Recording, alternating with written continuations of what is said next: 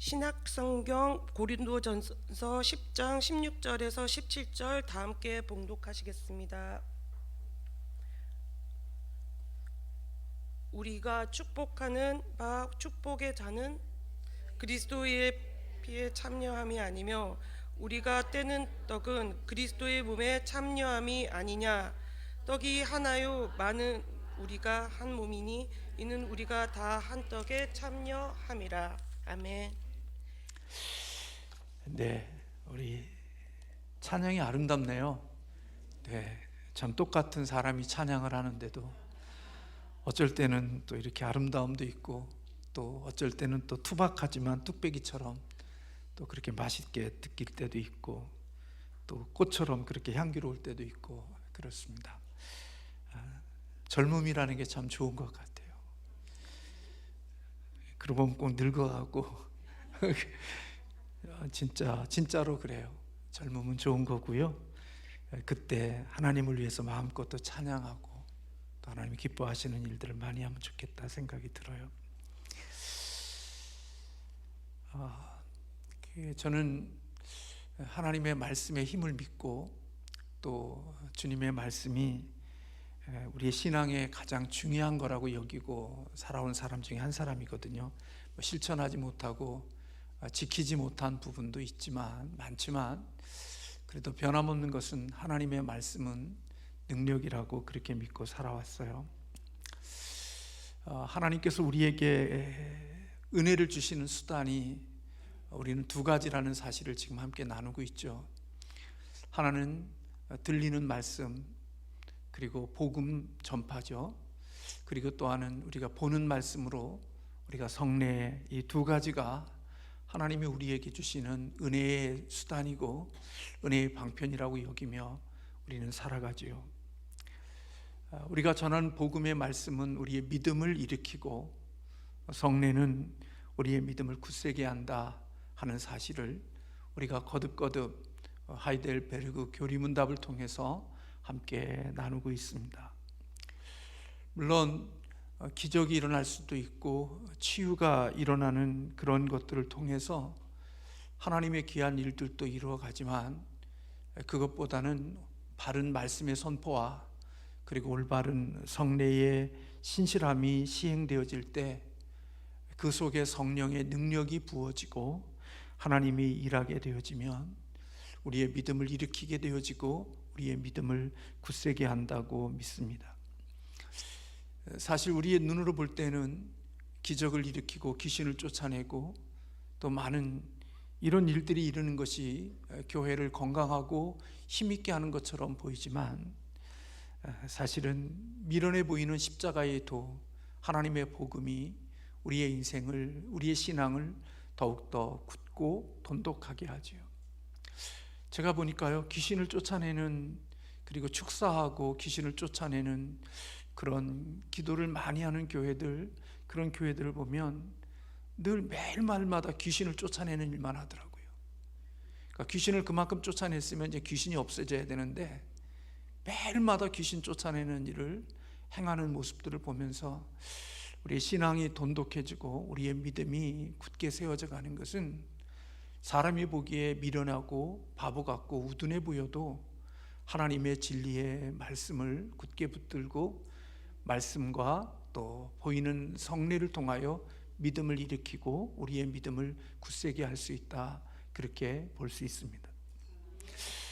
물론 이번 여행 7일 동안 우리 특세를 하면서 제 마음속에 참 하나님이 자꾸 우리 기도하면서 안수에 대한 마음이 저의 마음속에 자꾸 있었어요. 그래서 제가 목회하면서 저는 안수 기도를 안 했거든요. 여러분들도 아시겠지만 저는 누구를 기도할 때 머리에 손을 얹고 그렇게 기도하고 그런 적이 별로 없는 것 같아요. 그냥 하나님 앞에서 그냥 손잡고 그냥 기도하고 앞에 기도하고 영신 하나님께서 그렇게 일하실 줄로 믿고 제가 이제 20년 이곳에서 목회하는데요, 그렇게 안수 기도를 한 적이 없는 것 같아요. 그런데 이번에 새벽 기도하면서 제 마음속에 자꾸 그런 마음이 성령님이 주셨다고 저는 생각하는데 마음이 감동이 돼서 제가 참 많은 고민이 했어요. 할까 말까. 토요일까지 왔어요. 그리고 그냥 넘어가야 되나 하는 생각이 드는데 마음에 자꾸 제 마음이 그런 마음이 있어서 제가 주일에는 정말 처음으로 새벽 기도를 드리면서 안수 기도를 같이 했습니다. 저는 제가 무슨 능력이 있겠어요? 제가 손을 얹은다고 특별한 능력이 나가거나 또 어떤 역사가 일어날 거라고 생각하진 않아요. 단지 성령님이 역사하시고 하나님이 일하시면 그 속에 하나님의 일하심이 있다고 믿어지는 거예요. 단지 저는 그냥 그런 마음의 감동이 있었기에 그냥 하나님의 말씀을, 하나님의 감동을 거역하지 않으려고 하나님께 그렇게 순종하려고 했고, 또 그런 부분들이 저의 마음속에는 쉽지 않은 일이기 때문에 저희 선배 목사님에게도 물어보고 같이 이런 감동이 드는데 어떤 현상일까요? 라고 묻기도 하고 그러면서 함께 그 시간을 지냈어요. 왜냐하면 우리는 보이는 그런 어떤 것보다 하나님의 살아있는 생명의 말씀이 더 우리를 더 아름답게 만들다고 여기기 때문이에요. 그래서 오늘 보이는 말씀으로서의 이 성례는 우리의 신앙의 믿음을 굳세게 하고, 들려진 말씀으로 우리의 믿음을 일으켰다면 그 일으켜진 그 믿음을 더욱더 굳게 하는 것이 바로 성례라는 것을, 성찬이라는 것을 우리는 같이 나누고 있어요. 지난주에는 성찬의 의미에 대해서 같이 함께 나누었고요. 오늘은 성찬을 먹는 행위가 궁극적으로 그리스도의 몸에 연합을 시켜주는 일이라는 것을 말씀을 드렸다면, 오늘은 그 본질에 대한 말씀을 같이 함께 나누고자 합니다.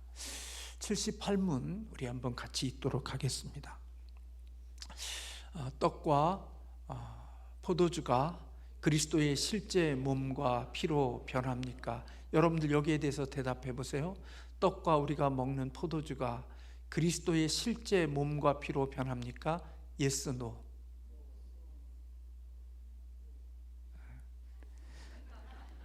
답을 한번 보겠습니다. 정답을 같이 한번 읽겠습니다. 아닙니다. 세례의 물이 그리스도의 피로 변하는 것도 아니고 죄 씻음 자체도 아니며 단지 하나님께서 주신 표와 확증인 것처럼 주의 만찬의 떡도 그리스도의 실제 몸으로 변하는 것은 아닙니다. 성찬의 떡을 그리스도의 몸이라고 말하는 것은 성례의 본질을 나타내는 성례적 용어입니다. 그러니까 왜 이런 질문을 했을까요? 왜 떡과 포도주가 그리스도의 실제의 몸으로 변합니까? 이 질문을 한 이유가 뭘까요? 네, 이것은 천주교의 화채설에 대한 그런 것을 배경으로 두고 이 질문을 하고 있는 겁니다. 화채설은 떡이 문자 그대로 예수님의 몸으로 변하고 포도주가 그리스도의 피로 변한다고 해석하는 거죠. 그래서 그것이 우리의 몸에 그리스도의 몸으로, 그리스도의 피로 그렇게 바뀐다고 믿는 것이 천주교에서는 화채설이라는 것으로 그렇게 주장을 합니다. 그래서 고린도서 11장 24절에 이것은 내 몸이다라고 하는 주님의 떡이 예수님의 살로 변한다고 믿기 때문에 그들은 포도주를 먹으면 그 포도주가 예수님의 피로 자신의 몸속에 변한다고 그렇게 봅니다. 지난번에도 말씀드렸던 것처럼 제가 알기로는 천주교의 교인들에게 포도주를 주지 않는 이유는 주님의 피로 변한 포도주가 엎어질까 봐 그것이 두려워서 결국 포도주는 함께 성도들과 나누지 않는 걸로 알고 있습니다. 우리가 떡을 먹고 포도주를 마시고 하는 이것이 결국 그리스도의 피로, 그리스도의 몸으로 변하는 것이 결코 아니라는 것입니다. 단지 예수님의 성찬에 성령의 역사로 인하여 영적인 임재가 있는 것이고, 성찬은 예수 그리스도의 죽으심과 부활 그리고 임마누엘의 은혜를 회중에게 선언하는 것이 바로 성찬에 담겨져 있는 의미다라고 볼 수가 있습니다. 오늘 우리가 읽은 말씀 속에서도 그러한 말씀들이 좀 기록이 되어져 있죠. 16절의 말씀에 보면 우리가 축복하는 바 축복의 자는 그리스도의 피에 참여함이 아니며 우리가 떡을 떼는 것은 그리스도의 몸에 참여함이 아니냐. 떡이 하나요 많은 우리가 한 몸이니 이는 우리가 다 한 떡에 참여합니다. 그렇게 이야기하고 있죠. 결국 이것이 예수님이 우리의 몸이 되거나 예수님의 살이 또 피가 우리의 것이 되어지는 것이 아님을 이야기해 주고 있습니다.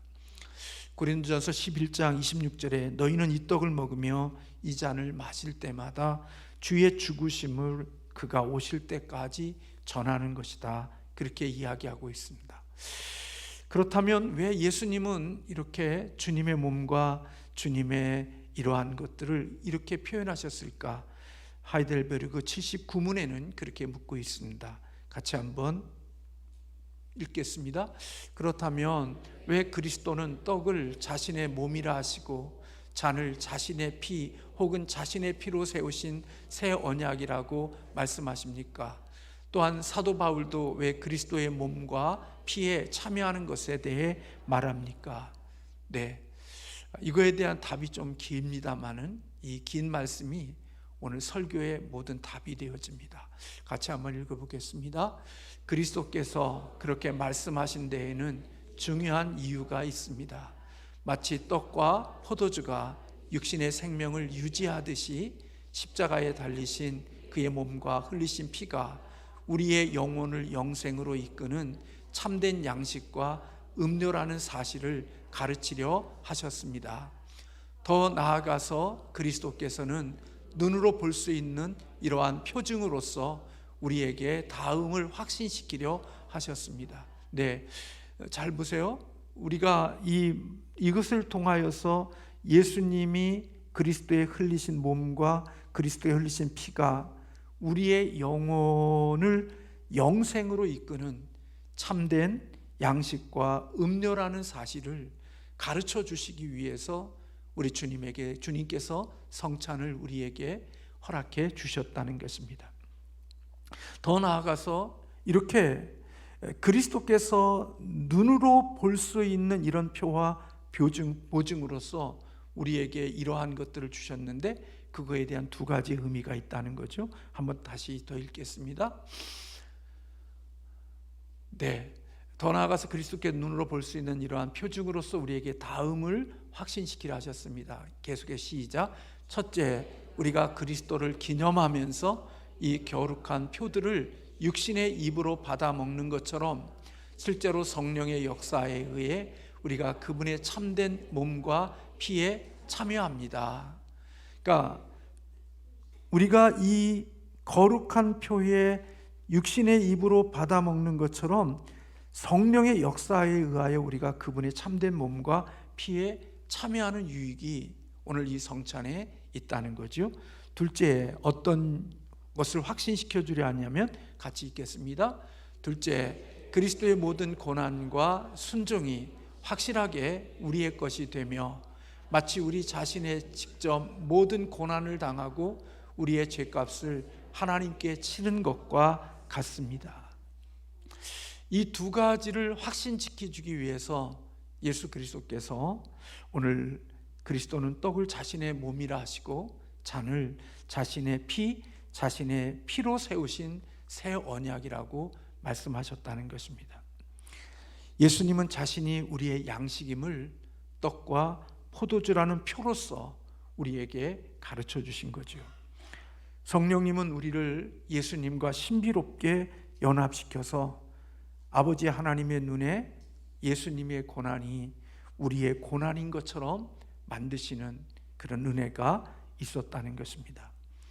그래서 표로서의 어떤 성찬의 의미가 있지만 이것은 또한 인으로서 성찬은 신자와 그리스도와의 아주 친밀한 교제를 가능하게 하는 것이 바로 이 성찬에 담겨져 있는 본질이다. 그렇게 볼 수가 있습니다. 다시 말하면 예수 그리스도의 피와 그리스도의 몸을 기념하는 것만이 아니라 그리스도의 모든 것이 우리의 것이 되게 하는 그런 은혜를 주는 것이 바로 성찬이라고 볼 수가 있습니다. 떡과 포도주가 우리를 살려주고 기쁘게 할 뿐만 아니라 우리 몸속에 들어와서 우리와 하나가 되는 것처럼 성령을 통하여서, 성찬을 통하여서 그리스도께 속한 모든 것이 우리의 것이 되게 하는 유익을 허락해 주신다는 거죠. 지난주에 우리가 함께 말씀을 나누면서 떡과 포도주를 우리가 먹으면 그 그리스도의 떡과 피가 우리의 부분이 되어야 되는데, 그 주님이 우리의 부분이 아니라 그리스도가 전체가 되어지고 우리가 그분의 부분이 되어지는 그러한 의미가 있다는 말씀을 드렸습니다. 오늘 이것처럼 예수 그리스도가 우리의 삶 속에 그분이 있는 모든 고난과 그분이 겪었던 그 모든 것들이 우리 것처럼 그리스도의 고난과 부활이 주님의 것으로 끝나지 않고 우리의 것이 되게 하시는 그런 유익을 주신다고 말씀하고 있습니다. 그래서 떡과 포도주가 우리 몸에 들어와서 우리가 우리 것이 되었듯이 그리스도의 고난과 순종도 우리의 것이 될 수 있게 하는 것이 바로 보이는 말씀에 성찬이 담겨져 있는 의미인 것입니다. 그래서 성찬의 잔은 축복의 잔이다, 그렇게 부를 수 있다는 것입니다. 떡과 그리고 떡을 먹고 잔을 마시는 것은 그분이 우리를 위해서 행해 주신 모든 복을 누리는 의미가 있다, 그렇게 볼 수가 있습니다. 그러므로 성찬을 참여하는 우리들 속에는 그 속에 담겨져 있는 은혜, 그리스도와 한 몸이 되어졌기 때문에 우리는 한 몸 되어진 우리들이 이 땅에 살면서 경험해야 되는 것들이 바로 연합과 서로 사랑하는 것이 되어야 함을 이야기해 주고 있죠. 오늘 본문 17절에도 떡이 하나요 많은 우리가 한 몸이니 이는 우리가 다 한 떡에 참여함이라, 그렇게 말씀하고 있습니다. 성찬을 통해서 우리는 한 몸을 경험하는 겁니다. 사실 우리는 성찬의 떡을 나눌 때 사실은 이렇게 다 잘라서 각자 이렇게 주님의 떡을 기념 먹고 또 주님의 피를 이렇게 마시는 그런 성찬식에 참여하지만, 원래 또 성찬에 참여하는 그런 모습들을 보면 커다란 빵을 하나 가지고 그 빵을 하나의 빵에서 서로를 잘라서 하나씩 이렇게 나눔으로써 우리가 그리스도 안에서 하나라고 하는 사실에 대한 의미를 함께 부각시키는 그런 성찬 예식을 거행하는 사람도 있습니다. 그래서 큰 빵에 그것을 한 부분을 자기가 띄어서 옆에 있는 포도주에 찍어서 그것을 먹음으로 우리가 그리스도 안에서 하나라고 하는, 이 그리스도 안에서 우리가 한 몸이라는 사실을 늘 인식하고 느끼게 하는 의미가 있는 것을 보게 됩니다. 그렇기 때문에 성찬을 통해서 우리가 한 몸을 경험했기 때문에 우리에게 필요한 것이 뭐냐면 서로 사랑해야 하는 것입니다. 오늘 우리 집사님이 그렇게 기도해 주셨지만 참 그런 기도가 우리 그리스도인들에게 있어서 귀중한 의미가 있는 것들이죠. 서로 시기하지 않고 질투하지 않고 미워하지 않고 서로 한 몸이 되어져서 서로를 이렇게 연결시키고 하나가 되게 하는 것, 그것이 그리스도인에게 있어서 얼마나 중요한 일인지 모르는 것이지요.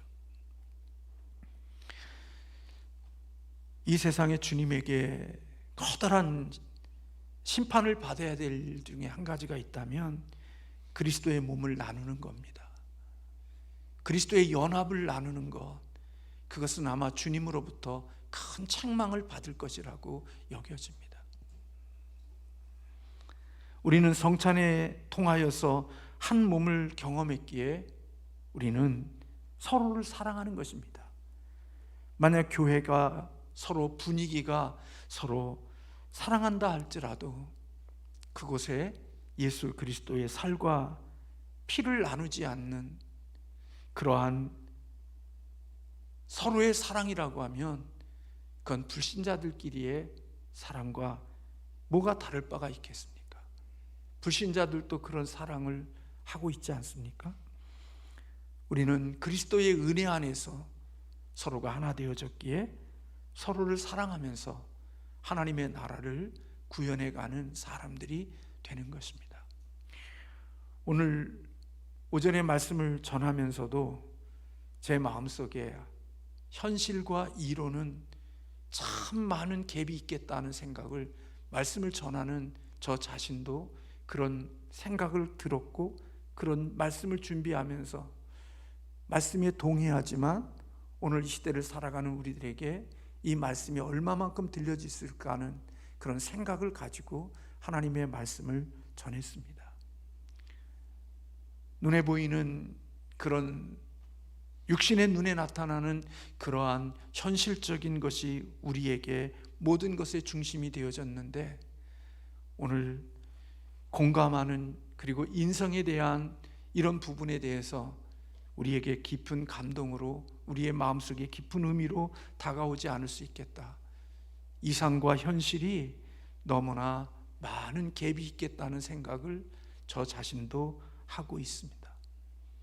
우리 청년들에게도 잠깐 모여서 나누면서도 그런 얘기를 좀 했지만, 오늘을 사는 우리들에게는 누군가를 공감하거나 누군가를 위해서 그렇게 같은 마음을 가지고 사마리아 사람처럼 살아가는 것이 결코 오늘 우리가 사는 이 시대에 그런 삶을 살아내는 것은 결코 쉬운 일이 아니라고 여겨집니다.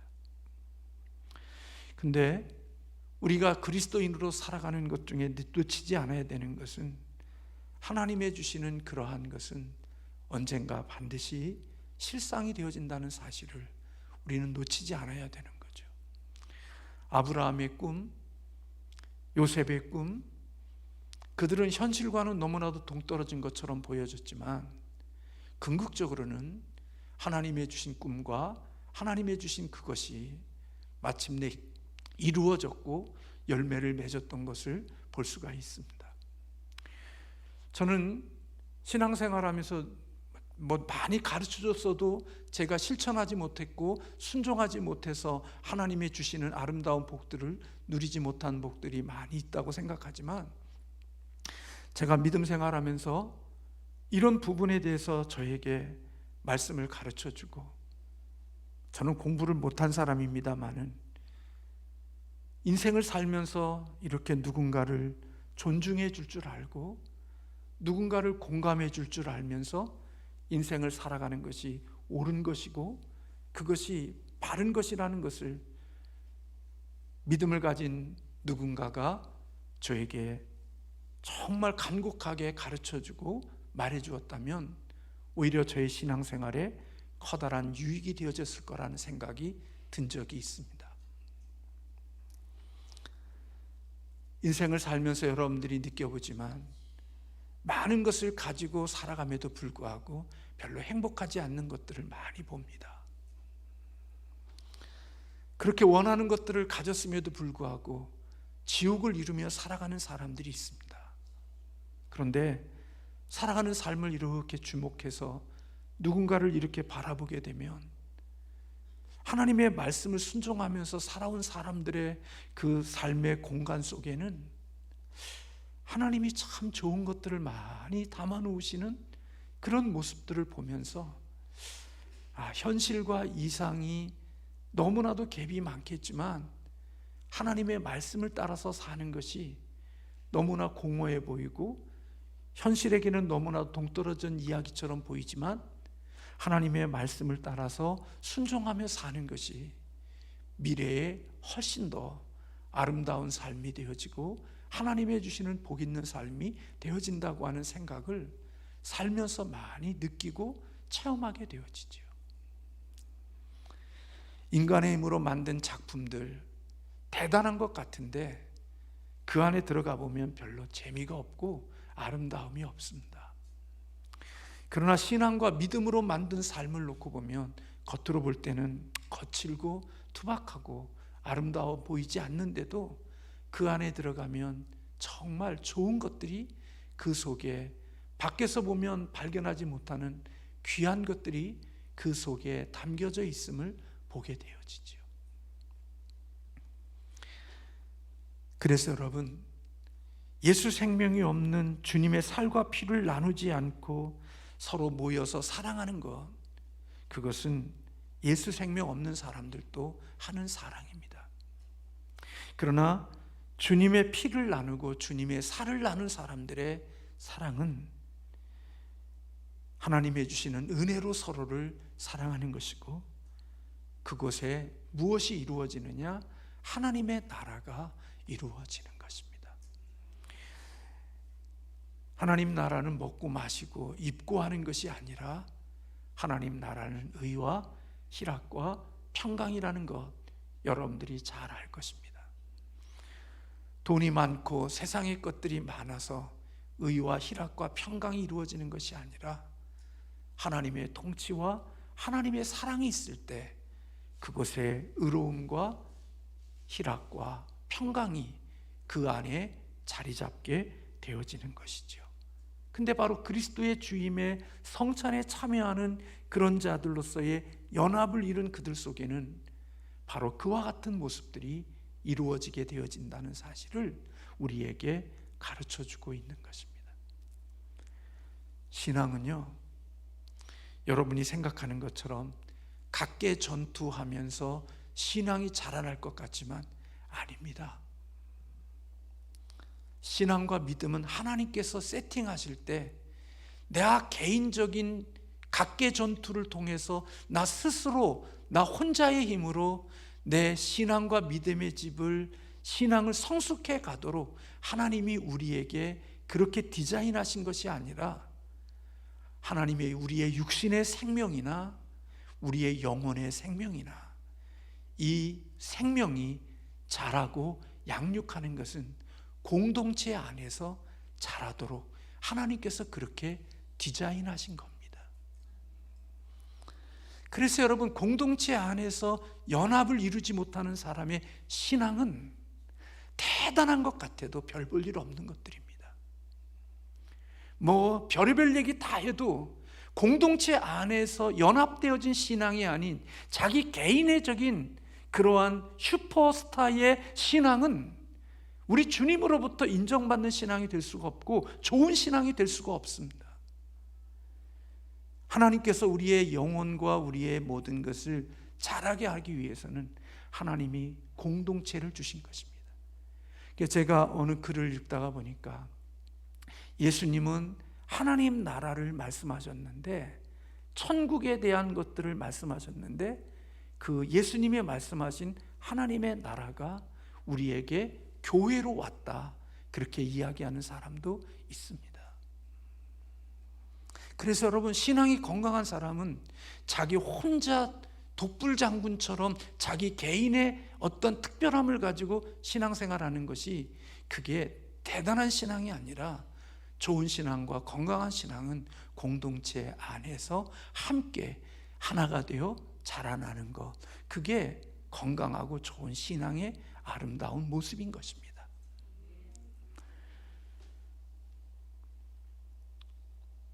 그래서 여러분, 저나 여러분이 신앙생활할 때 우리의 신앙은 마치 뭐와 같은 거냐면 구공탄과 같은 거예요. 여러분, 예전에 우리가 뭐 시골에서 여름에 겨울에 난로를 피면 이런 석탄 같은 거를 막 이렇게 넣어서 막 불을 피우잖아요. 그 불이 막 활활 타오를 때 아유 대단하다고 해서 그거 하나 빼가지고 옆에다 놔보세요.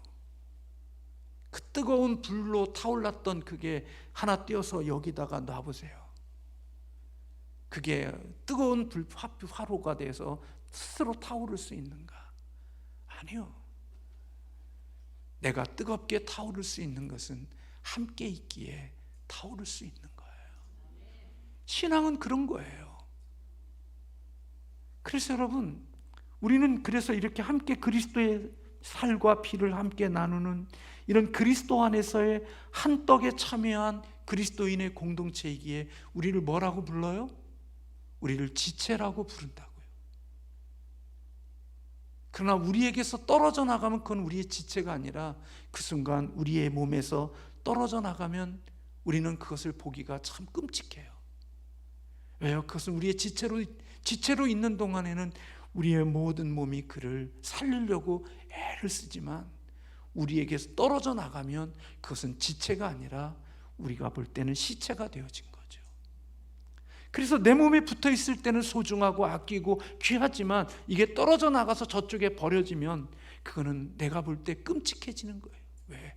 연합되어져 있지 않기에.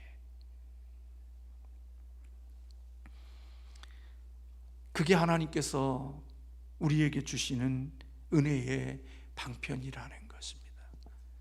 그러므로 저와 여러분들이 신앙생활하면서 그리스도의 떡과 그리스도의 포도주에 함께 참여할 때마다 우리는 그리스도 안에서 하나라는 사실을 늘 느끼고, 그리고 하나님이 우리를 사랑하신 것처럼 그런 사랑으로 우리가 서로 살아갈 수 있는 사람이 되어야 함을 오늘 이 보이는 말씀 속에서 우리에게 가르쳐 주는 것이다, 그렇게 볼 수가 있는 것입니다. 저는 우리의 몸에 대해서 신비로움을 다 알지 몰라요.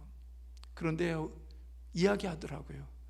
내 장기 중에 뭐는 게 약한 장기가 있으면 우리 모든 신체가 그 장기를 살리는데 에너지를 다 집중해 준대요. 주님의 몸된 교회도 그러한 모습들로의 지체로서의 모임이 되어졌을 때 참 건강하고 행복한 공동체고 하나님의 나라가 되어질 수 있는 거겠죠.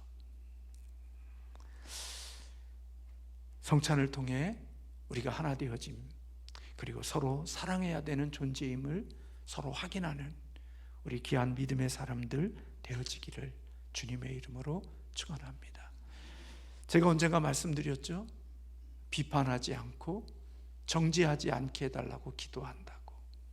다른 사람이 아니라 저 자신에게.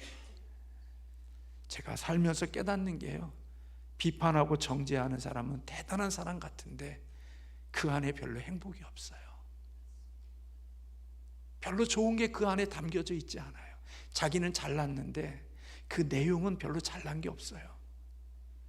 근데 사랑해주고 격려해주고 이해해주고 용서해주고 하나님의 마음으로 살아가는 사람은 시시해 보이는데 그 안에 누구도 흔들 수 없는 깊은 뿌리 박힌 나무와 같이 그 삶을 견고하게 하는 하나님의 은혜가 그 속에 있는 것을 보면서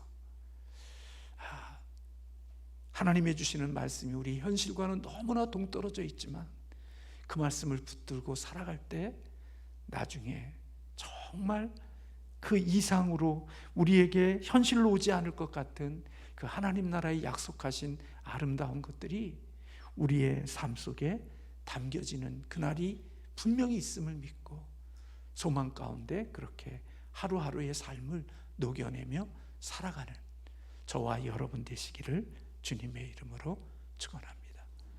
잘 보십시오. 여러분 자신도 주목해보고 주변을 주목하면서 잘 보십시오. 자기 중심적으로 살아가는 사람이 행복한가? 남을 공감하며 사는 사람의 영향력과 그 삶이 더 풍성한가? 잘 주목해 보십시오. 자기 중심적으로 살아가는 사람은 대단한 것 같은데 별로 없습니다. 근데 남을 공감하며 사는 사람은 별거 아닌 것 같은데도 나중에 하나님께서 그 속에 주신 것들이 참 많은 것을 담겨놓게 하시는 하나님의 은혜가 있는 거죠. 오늘 주신 말씀 속에서 그리스도가 이루신 그것이 다 우리의 것이 되어졌음을 성찬을 통한 우리가 경험한다고 했으니까 이런 은혜가 저와 여러분에게 있기를 주님의 이름으로 축원합니다. 기도하겠습니다.